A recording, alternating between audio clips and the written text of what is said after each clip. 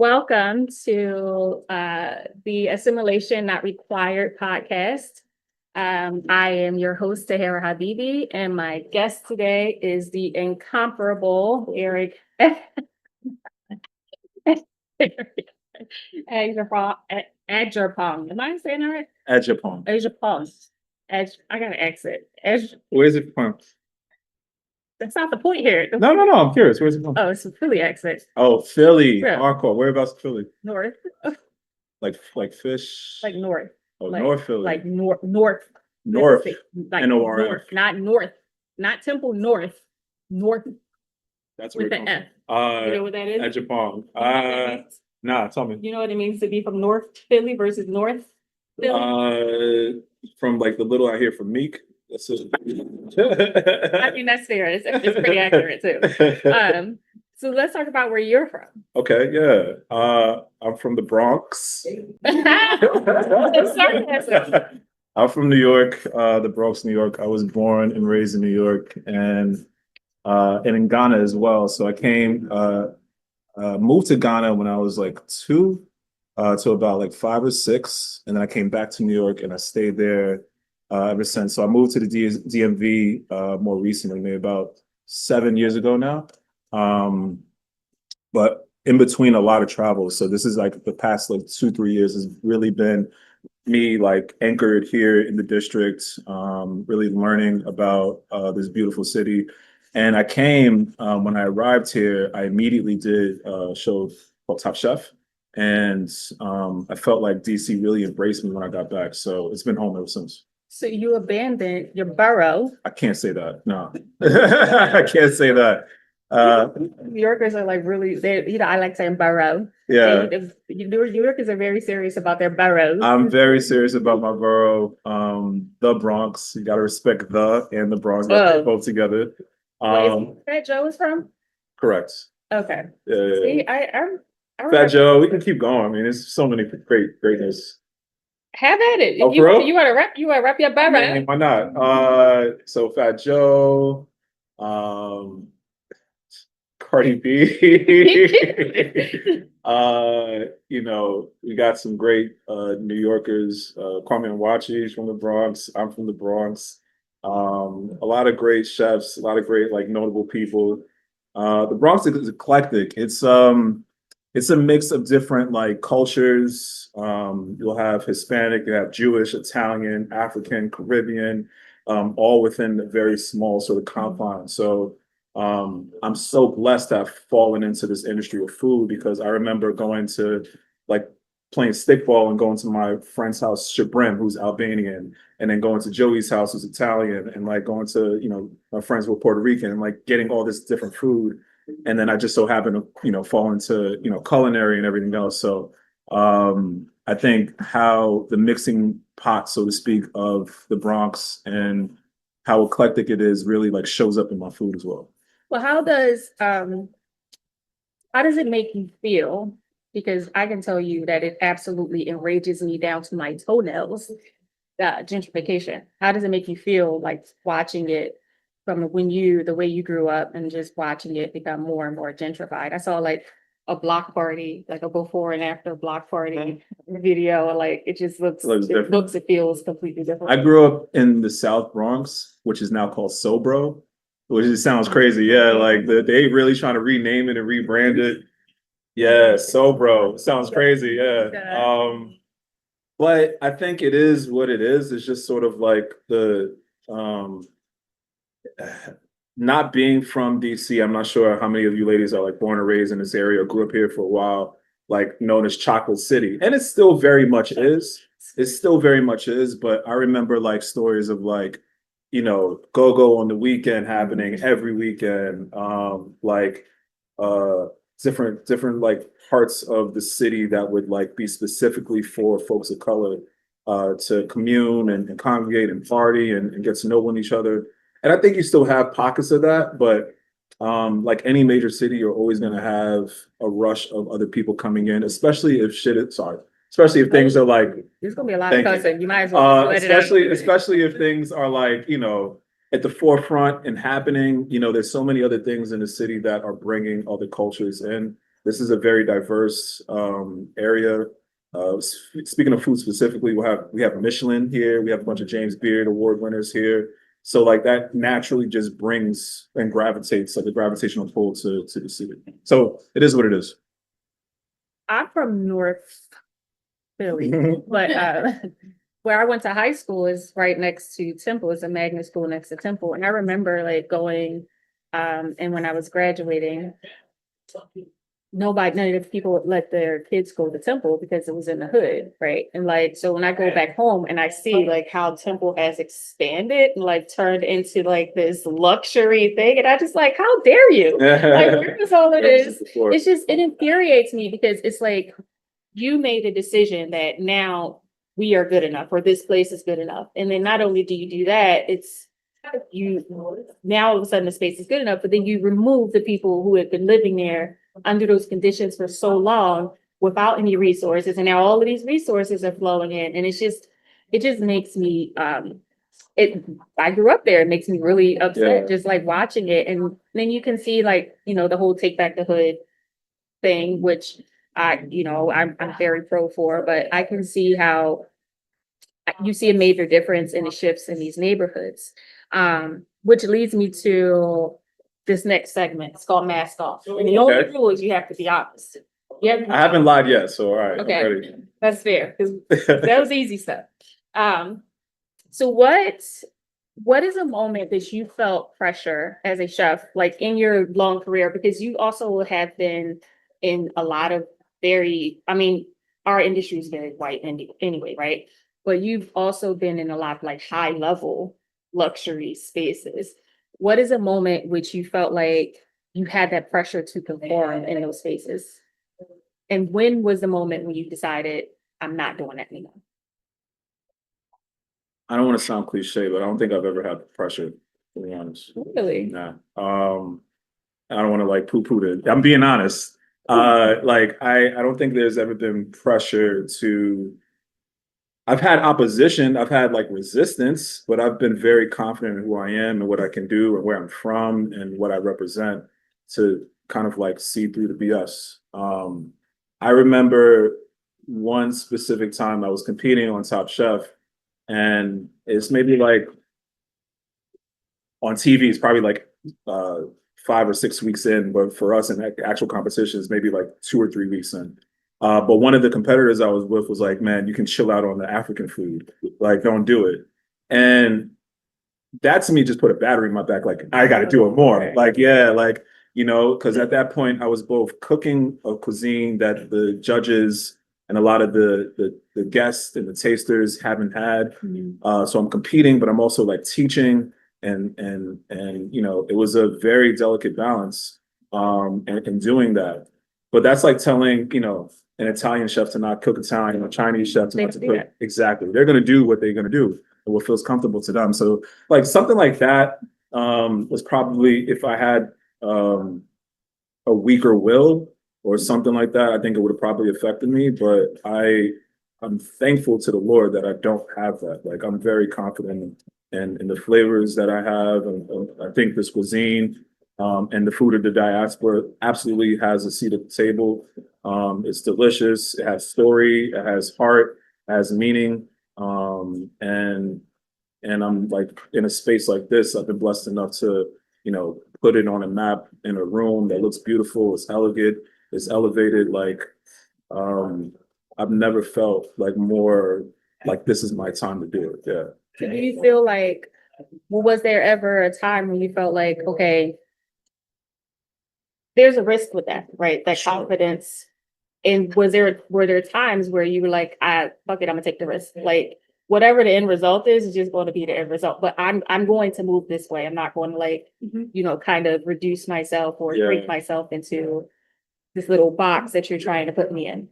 Yeah, like I admired, I'm keep going to Top Chef, but I admired the show so much. Like I would watch it in culinary school. Like, man, I'd be so like, I don't think I would ever be so good to be like on a show like this. You know what I mean? Like this is every year, every season, the 13 to 15 best chefs in America competing for one title.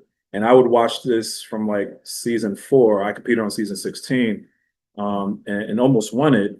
But when I was like younger, I was like, you know, if I ever have an opportunity, even through all the amazing chefs, the amazing cuisines, all the amazing food, I didn't see anything from the continent of Africa at all. Mhm. And I was like, you know what? If I was ever blessed enough to be on a show like this, why not like cook this food? Why not put it on a national television show?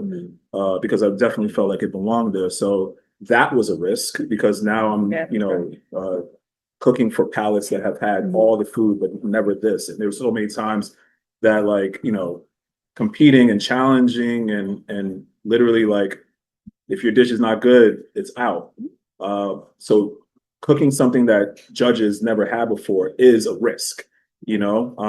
But time in and time out, they're like, damn, this is good. Like, this is all right. This is good. This is all right. And now to bring it back, we have Chef Tristan Epps, who just won Top Chef. First one. Right, exactly. That Caribbean state. I'm like, I was so happy and so elated, like to see that being, you know, celebrated and actually winning.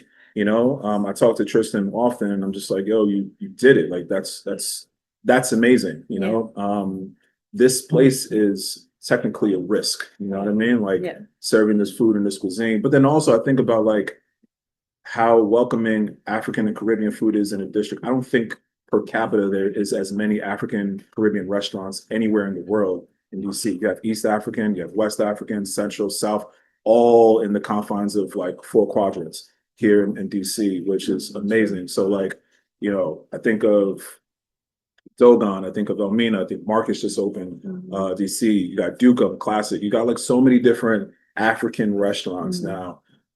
So if you don't know, now you know. It's like we're here, yeah, for sure. So do you think that the timing had something to do with that? Because you came on, what was it, 16, you said? If you had come on season 3 or 4, do you think that it would have been as accepted as it was? Like the world changed a lot in 2020, right? Yeah, it became definitely, more, for sure. do you think prior to that you would have had the same result? And would you have still, you know, gotten up there and be like, F it? Like, was there a confidence? I also would have been like, what, 18? So I don't know if I've been good enough to compete against like the 30, 40, you know, something year olds on the show.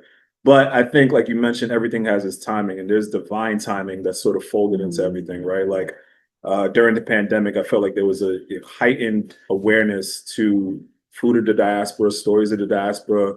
We saw High on the Hog come on Netflix. We saw a lot of like attention being pointed to folks that look like us and, you know, our stories. And it was a very unique time where you couldn't leave your house. Like you were bored, you watched TV, and what was on TV was like Black stories. So I think America just got like a forced integration about who we are and why it is so important.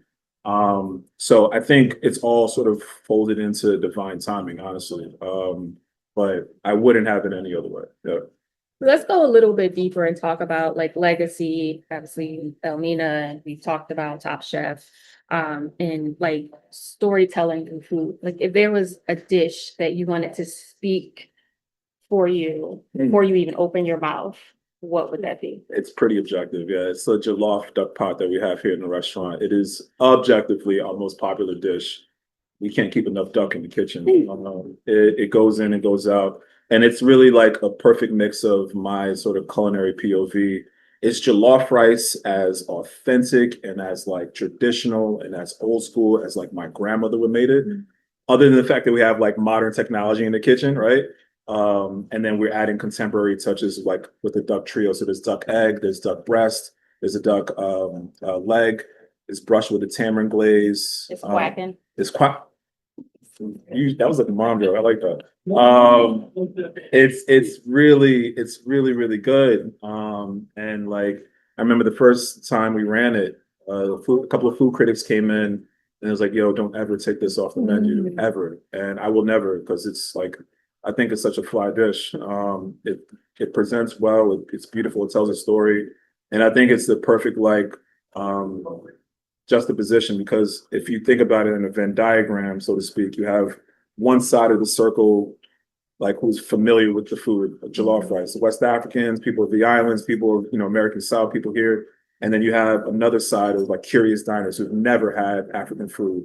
and then that dish is right in the middle, right? You can serve both people and kind of mix it in between. So that really speaks to a lot of the food that that I'm inspired by, a lot of food that's on the menu, a lot of food that I think is delicious.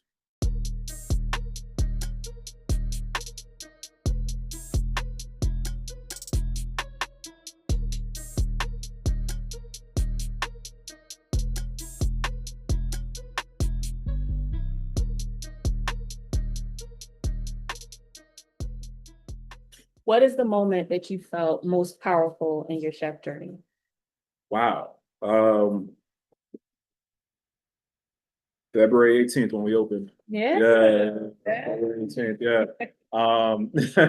I had in mind to have this restaurant since I was 8 years old. I've been thinking about this space. So like it's really glory to God because I would walk in, or I walk in and I feel like I like slap my younger self a high five. Like, yeah, we did this. Like we're here. I didn't know it would be in DC. I didn't know the name of it. I didn't know what it would look like, but I know what it would feel like.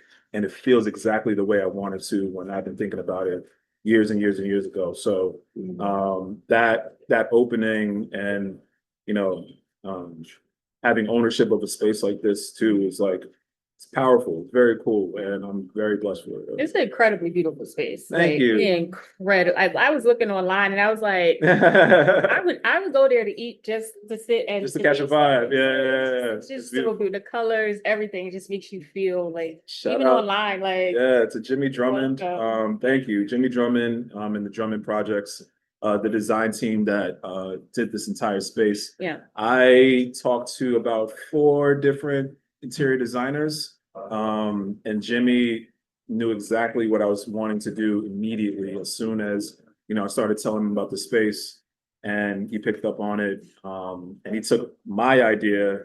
I feel like I'm creative in so many pockets, but like I pass the torch to like the professionals. So I had an idea of what I wanted the space to look like. I told him, and he just like 2.0. He just took it and like went crazy with it. Yeah, It is. Even the dishes, like I had coffee earlier, like the coffee cups. Thank you.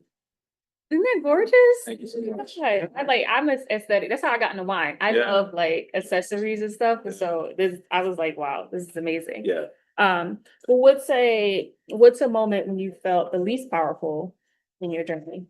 The least powerful. If you don't mind getting vulnerable. Mm. Or you always felt powerful like He-Man? Like He-Man.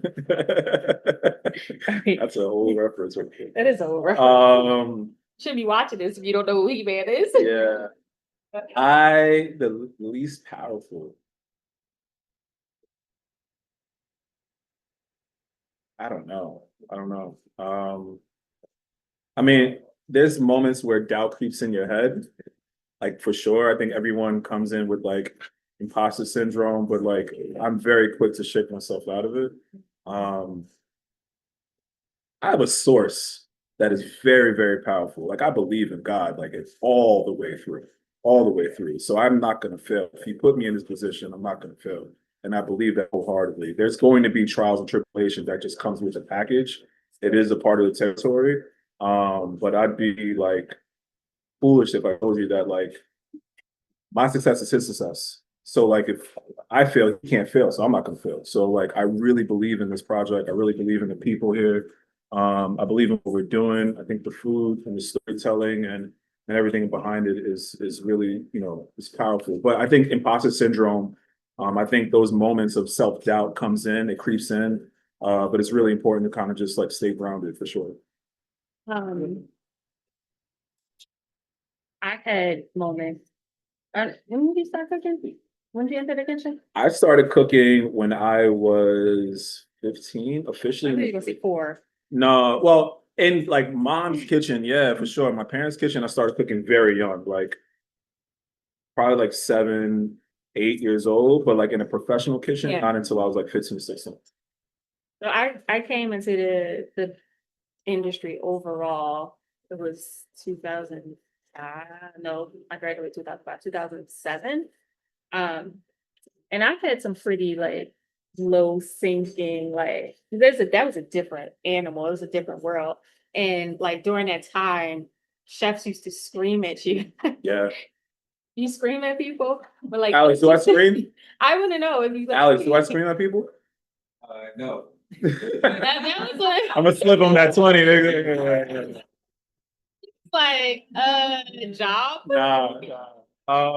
You ever been that chef? Because I'm saying like even when I came in, I was a bartender. I wasn't like a som. When I became a floor som, like the chefs was there like I don't even have nothing to do with your department. They got fees for. No. You work in these spaces again, like these luxury spaces in which you don't have any power. At least then, like now, you could write a protest online and everything's going your way. But then there was no power. Like the managers didn't protect you when they felt like the guests treated you like trash. The guests wasn't treated you like trash, and it was happening. And if the chef was in a bad mood, like that was it. Like it was just whatever. Have you ever worked under a chef like that, or have you ever like had those moments where you had to kind of like even go back and apologize to your staff, like, yo, I'm having a really bad day?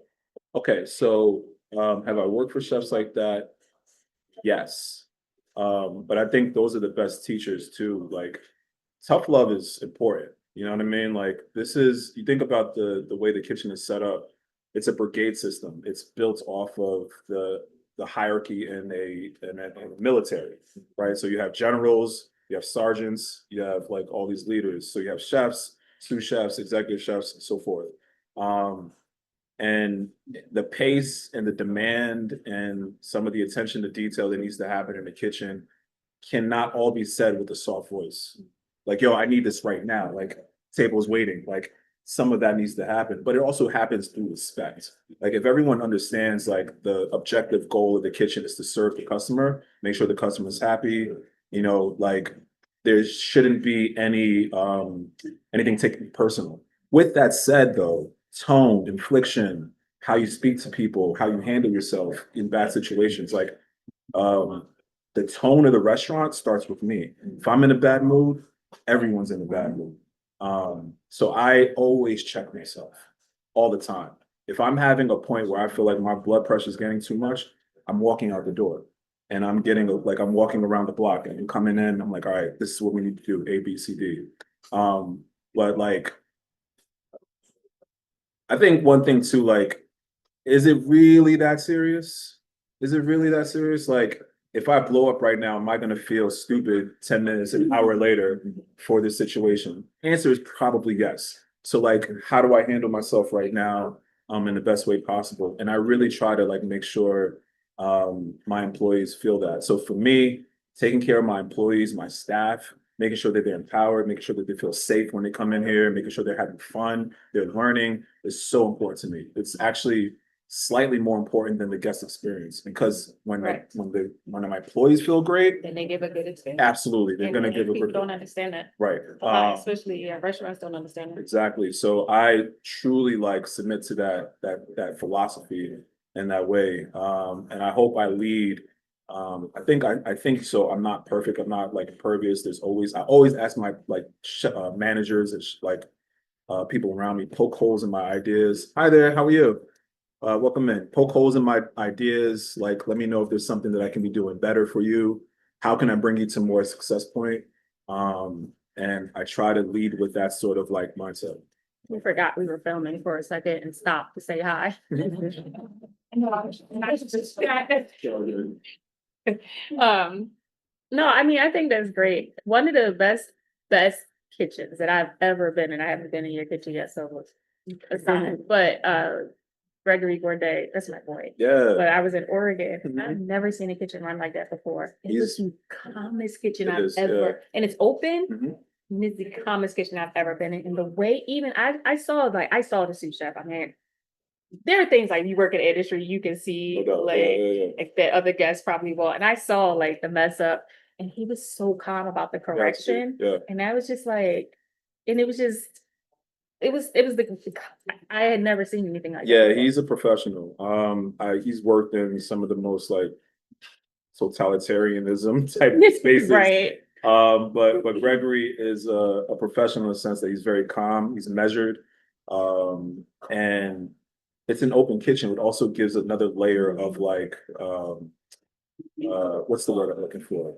It gives a layer of like Accountability. accountability. Thank you. It gives a layer of accountability because it's essentially theater downstairs, Yeah. right? When we're cooking, you're eating, you're seeing the chefs interact. We can't have moments of like blow up. We have to be professional at all times. Yeah. So if there's something that happened on the line, it's like, all right, let's keep going, but let's talk about it later, or you know what I mean, let's handle this later. So that open kitchen gives that sense of accountability, like you mentioned. But Gregory specifically, like I lived with Greg for a little bit. But we did, yeah. In Los Angeles. Oh, We did Top Chef 17 together. So we lived what's that? Was that like the All-Stars? All-Star season. Yeah. Who won that? Melissa King. I don't know. Melissa King. She is a phenomenal chef, but Gregory and I were together. I learned so much from him and just his road to becoming who he is right now and the self-care that he puts into him. And he's fantastic. I jokingly say that I helped name the restaurant Khan. But that's a story probably for another day. But yeah, Gregory's the man. Yeah, Khan. I forgot what Khan means. It's Home. a station. Yeah, It means right. And your restaurant, Elmina, means what? Elmina means the gold mine, treasure. So Elmina actually is a town in Ghana. It's one of my favorite places to go when I'm back home. It's a place I put like my phone on do not disturb, like refuge, just get away. But then the meaning of it, the definition is the gold mine, the treasure. So I wanted to celebrate the treasure. Obviously, this is a restaurant, so we celebrate the treasure and the wealth through the food, number one. But through the music that you'll hear throughout, like the hip life, the high life, the Afro beats from the 60s all the way now. I'm from New York, so we have to have some, The Bronx. the Bronx, right? You have to have Barrows. the Get your golden barrows, arrow, right? right? But then also each room, and you ladies might have noticed, is dedicated to a different commodity that brings wealth to the country, to the region of West Africa, or to the continent at large. So where we're sitting right now is the Indigo Room and Atlantic Ocean, Ghana being right off the Atlantic Ocean, we get the abundance of our seafood and food from the Atlantic Ocean. So you'll see a lot of waves and curvature all throughout this space specifically. I love it. It's dark, it's moody, it's romantic, it's sexy. This is a great like date night spot, especially when the lights get low and the sun gets down. But when you walk in, it's orange and burnt and red, and that's the tobacco room. You walk in further into the kitchen, it's the cotton room. We have another room, the sugarcane room, for obviously the sugarcane and the rum and everything else. So a lot of intentionality. Again, shout out to Jimmy Drummond who helped with that. Hi, Jimmy. What up? Since we name dropping. Hi, Jimmy. Yeah. So I have another question, and this is going to be controversial. Should I take a sip? Do what you gotta do. All right. Prepare yourself.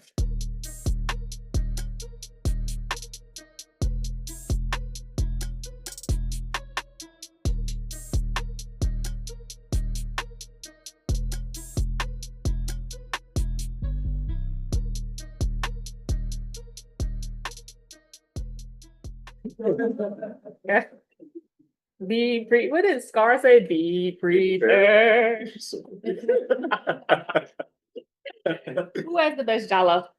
I already know what you're going to say, and I know. Why is it? This is not That is controversial. controversial. It's not. That is controversial. That's the easiest question you've asked me tonight. It's quite literally the easiest thing. And you gonna say you or gotta? Yo, you know what's funny? I had my mom comes down to help me with my daughter sometimes, right? So she came down, it was like a couple months ago, beginning of the year. And my mom, I would say this makes the best jollof rice, right? But she came down for whatever reason. She didn't think I cooked, right? So she brought some jollof rice, but I made some jollof rice too, right? So we had a jollof rice, like a jollof off, like her jollof versus my jollof.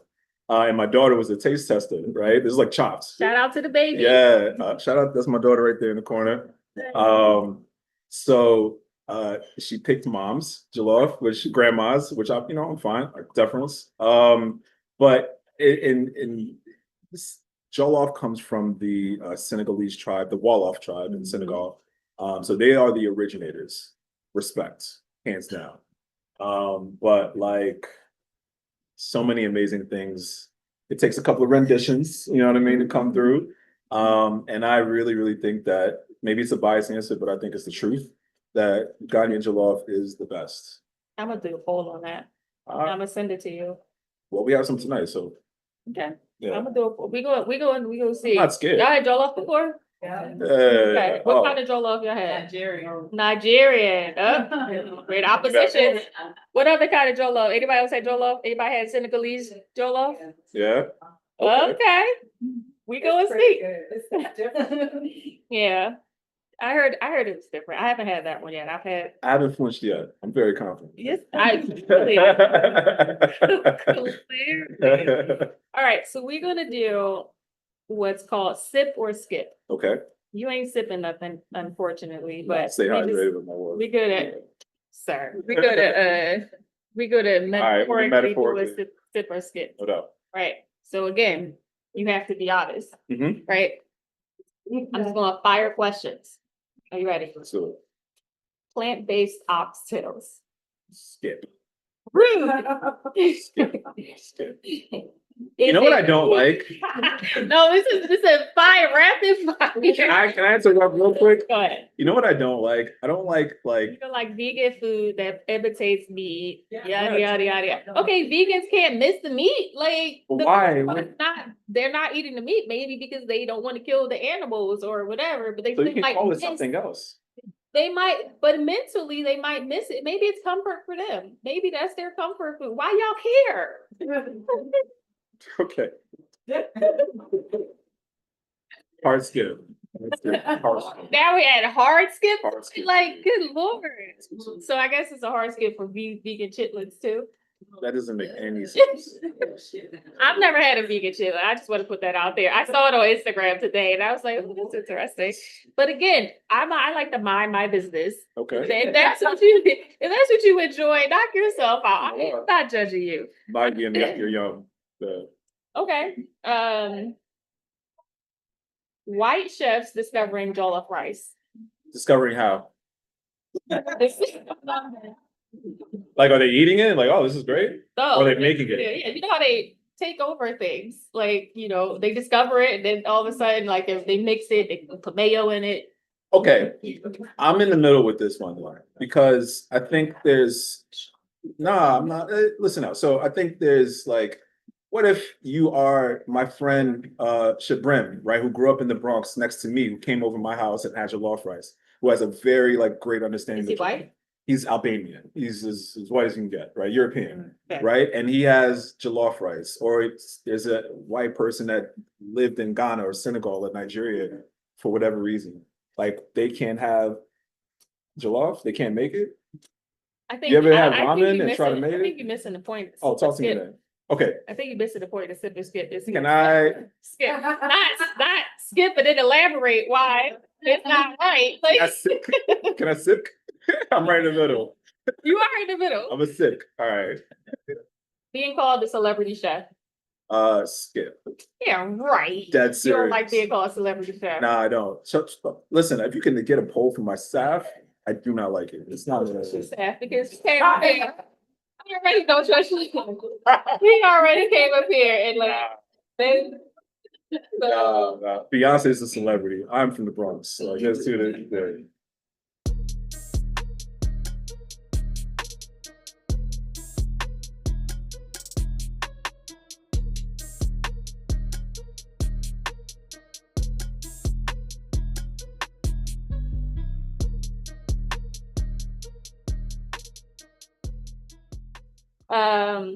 Michelin stars that ignore culture. Michelin star, sorry? That ignore culture. Ignored culture. What do you mean? So a lot of Michelin restaurants, majority of Michelin restaurants are white-based restaurants. Or, what we got, one Black Michelin star chef, Charlie. Charlie, shout out to Charlie. Yeah, New York. Charlie, but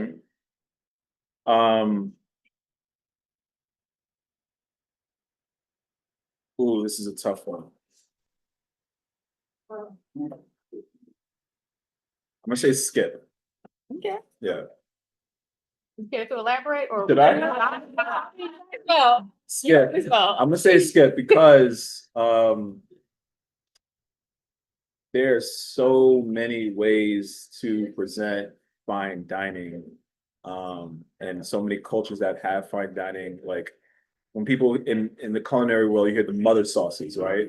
And it's almost always assimilated to French, right? The French mother sauces, but there's so many other mother sauces from India and Africa and Asia and all that. The point of that is to say that like there's not one way to sort of like define fine dining. But I think in the service, that is objective, right? Like the service I would go to a restaurant and the food is okay or slightly amiss and the service is fantastic versus the service being poor and the food is fantastic, right? I was about to call out something. Right. So like I like maybe there's a new chef. The service, the better the food. Nah, see, and that's why I paused. But nah, I can't. I like the service is hospitality. The service is effort based. Like how you make somebody feel, whether you're having a good day or a bad day as a person who works in a restaurant. Like if someone's coming into your space, like someone's coming into your house, you're not going to make them feel unwanted or unwelcome. But sometimes it might be a new cook in the kitchen, or it might be a new recipe that they're trying out that needs a couple of like tweaks. But like if it's effort, that should be always at 100%. So I say skip it because of the food specifically, but the service part that I'm sipping is objective. Like you always have to have amazing service. That's why I was in the middle.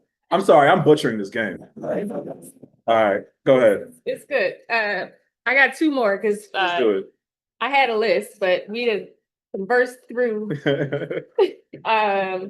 celebrity restaurants that serve $40 mac and cheese. Yeah. Salt Bay. The man? Yes. Um, I guess it's more like I guess it's not like him physically, but just like that the move? whole thing, the whole idea of I mean, it's a ruse, it's a gimmick, it's fun. It is what it is. It's not for me, but I'll say sip for him. okay. Yeah. And last one, Chef's Kiss. Like I literally did it yesterday, so sit. I literally did that yesterday. Like it was a perfect plate. One of my chefs put out this like gorgeous plate. On the good job. So yeah, sit. Oh. Yeah. And we're gonna wrap this up with a final word. You have what is it that you want people to know about you, to get from you that they don't know that they wouldn't get from, just a general hello. And the other side is what do you want the next generation or any chefs that are watching them to know or feel or be inspired by? Thank you. And I had a lot of fun. Good job. I appreciate it. Well done. Well, shit. Cussed the whole time. I am disappointed. Really? You cussed once, and I was like, "Dang! All right, you opened the door." But Yo, you were just ready to just seal it up. I forgot. Really? Yeah. I got one, and here we Parental go. advisory. Okay. I'm gonna answer it backwards. I think the thing I'll tell chefs is to study the craft. Study the craft. Like put hours in, 10,000 hours, chopping wood, whatever analogy, study your craft. Like, you need to know the basics of what you're doing. And when you know the basics and then you can intertwine your culture or your passion and everything else, then you're playing in a different sandbox. You're playing jazz. But like I would tell this to a chef, know your temperatures, know your cuts, know how to prepare stuff. I'll tell this to a photographer, know your aperture, know your f-stop. I'll tell this to a painter, know your palette, know your canvas, know your paintbrush, like all the shit. You got to study your crafts. And then when you are really, really, really good at that, then intrinsically where you come from, what inspires you is going to kind of help bring in the other half. And then now you're in a different stratosphere. So a lot of people like to skip this craft part and just try to like get into the fame and get into, what the celebrity So thing it is. is fame and celebrity and chef. Oh, but that comes with hard work. It should come with hard work. Okay. Yeah. It's not like Yeah. I worked really, really hard To be a Yeah, study. celebrity chef. No. Oh. I worked listen, like I say this all the time. Like after Top Chef, if I would have just and my plan was this to just be in a restaurant with my head down, I'd be happy, so happy doing this exact thing without cameras and everything else. Like that kitchen is my happy space, period. All this is mad cherries on top. It really is. It's a blessing. I don't want to turn away from it. It's brought me and afforded me a lifestyle that I'm very blessed for. But like, I have two left feet with anything else outside of the kitchen. So I'm very blessed with like being a chef. What does that mean? I have a left. Like I'm not coordinated. Like I can't. So you're not good at anything. Except I'm not cooking. really good at anything. You're not good at relationships. Oh shit, damn. All right, you got me there. Yeah. Oh, you been like creative, like work stuff? Like work stuff. Like I can like I'm good with my hands. You can stop that. I was gonna say relationships, like taking care of yourself. Like oh yeah, I can do the big yes. I'm talking about like I can't see myself earning a living anywhere else. How about that? Yeah. Yeah, you trying to set me up. I can't earn a living. I don't think I can earn a living as well as I could if I wasn't a chef. Does that make sense? I think people with two left feet would be offended by that comment. And they're going to be in the comments saying, I got two left feet and I can do all these things. So yeah, better than me then. Yeah, better than me. Okay. And then my last, I guess, word is welcome. I'm really excited to show y'all a little bit of what we have at the restaurant. I'm so excited to be here. This is today, actually. Today's the 18th, right? No, 16th. I'm sorry. So this week, it is. so this week makes 5 months for the restaurant, which is amazing. Oh, thank you. I am just happy to share this passion, and you know, God willing, there'll be more. But I'm really excited with what we're doing, and I'll just leave the food for the rest. And a left and a right foot. That's important. Well, thank you. Thank you so much. Thank you for being honest and very confident. This was wonderful. And check out Chef Eric. Come and see Elmina for your You got this. Adjepong. There you go. All right. It's better than first. All right. All right. Thank y'all. Appreciate it. Come check out Elmina and can't wait to see you soon. Thank you.